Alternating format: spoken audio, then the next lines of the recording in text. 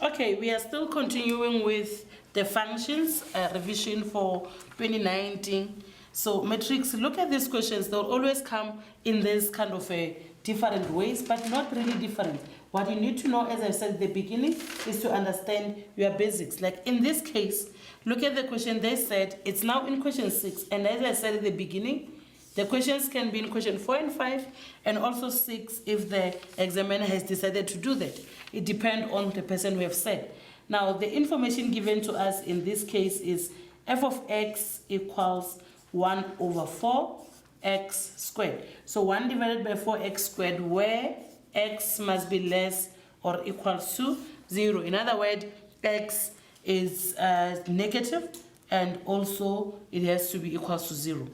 Now, the question 6.1 says, determine the equation of the inverse and write it in the form of f of minus 1 into x into x is equals to something. Folks, bear in mind that when they give you a format, you must write it as such. Now, how do we find the equation of an inverse from a parabolic point of view? Remember, f of x represents y. So rewrite your statement as y is equals to 1 divided by 4x squared. And write the interchanging statement, or in your mind, remember that for you to do the inverse, you must make the y value, the x value, and the x value, the y value. In other words, wherever position you see x, you put y. When you see y, you put x. So this is what we are going to do. That is x equals 1 over 4 y squared. But at the end of the day, we have to write our equation in terms of y. So y must be the subject of the formula. So multiply both sides by 4, which means you'll have 4x equals y squared. You have multiplied both sides by 4, or you have divided by 1 over 4 to get to that part. Now, y will be equals to plus or minus the square root of 4x. Because now we are looking for y. But remember, they said you must write your answer in terms of f of minus 1 x. It will be equals to plus or minus 2 the square root of x, because the square root of 4 is the same as 2. And that's how you would have got your 3 marks. Okay, in 6.2, they said, on the same system of x's, sketch the graphs of f and f of minus 1, which is the inverse. Indicate clearly the intercept with the x's as well as another point on the graph for each graph of f and its inverse. So we are going to take the ruler and now draw it smoothly and nice.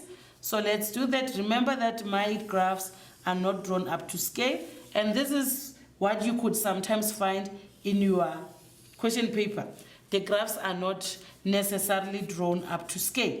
So you label your Cartesian plane. And as I said at the beginning of this revision, I said always when you are drawing a graph, you must find your x-intercept and y-intercept. Now the x-intercept that we are looking for now is for the equation of f of x. So remember, our f of x is equals to 1 over 4 x squared. And we have been given a restriction that our graph, whatever we do, we'll have to put it where x is less or equals to 0, meaning on the negative side of x from 0. Now the x-intercept and the y-intercept in this case, they are going to give us 0. Okay. Now, if it was normally so, our graph was going to be in this format. You're going to draw it like that, and we'll got it right. But now, because we have been given a restriction, it means that our graph will only appear on the second quadrant, which is where x is less or equals to 0. But remember, in the statement we were told to do what? You were told to find 1 point. So you need to find at least 1 point. In other words, when you put x to be 1, what will you find being y? In other words, if you put x to be 1 there, your y will be equals to 1 divided by 4. So if this is your x being 1, your y will be 1 divided by 4. So that's your coordinate. The x of a negative 1 will give us a y of 1 divided by 4. Because negative 1 and 1 are just the point on each side of the Cartesian plane. In Cartesian plane, quadrant 1 and 2, they are reflection to each other along a line y equals 0. The line y-axis, which is x equals 0. So that is why you see here I said minus 1 will be negative 1 and 1 over 4. And even if I was at 1, it would be 1 and 1 over 4, because they are reflecting along this line of y-axis, line x equals 0. Okay, now if we had to draw the inverse, this is on the positive side of y. It means that the inverse was supposed to be drawn on the positive side of what? Of x. So this is the shape that we're supposed to be looking at. However, we were told to draw where x is less or equals to 0. Meaning when we do the inverse, we are going to draw where y is less or equals to 0. So we're going to find that part, which is on the fourth quadrant. Our y is less or equals to 0. That is the equation. And where x is 1, our y will be a negative 1 over 4. So where x is 1, our y will be a negative 1 over 4. Let's do that and see what we are going to have. In the inverse, when we put x to be 1, we'll have a...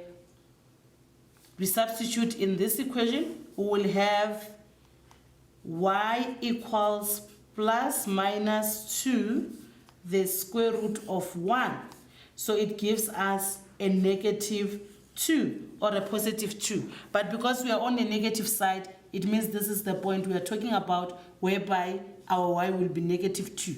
So the coordinate will be 1 and a negative 2.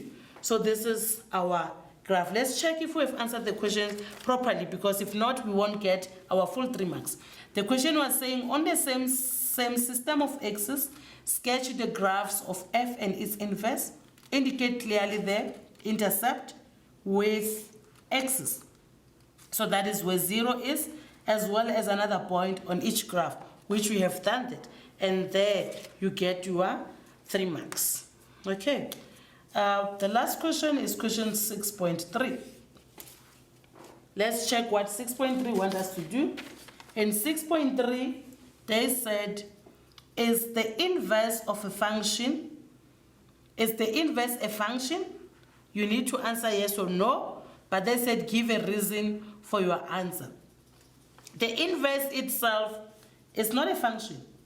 It's only a function if restriction has been done. So the inverse here, as we are given the restriction of saying y will be less or equals to 0. If we restrict it, we'll get therefore our inverse in this case to be a function. So yes, this one will be a function. However, if it was not given like that, we couldn't say it's a function because the restriction will not be there. So every time it's given in fully, you must restrict it by yourself to make it a function. And the reason will be, after you have restricted, it gives you the function. And now that function became 1-to-1 relation. So it does become 1-to-1 relation. After what? After the restriction. So this is your key. The restriction must be there for you to say this is a function. If the restriction is not there, then that is not a function. Okay, thank you. That was the last question.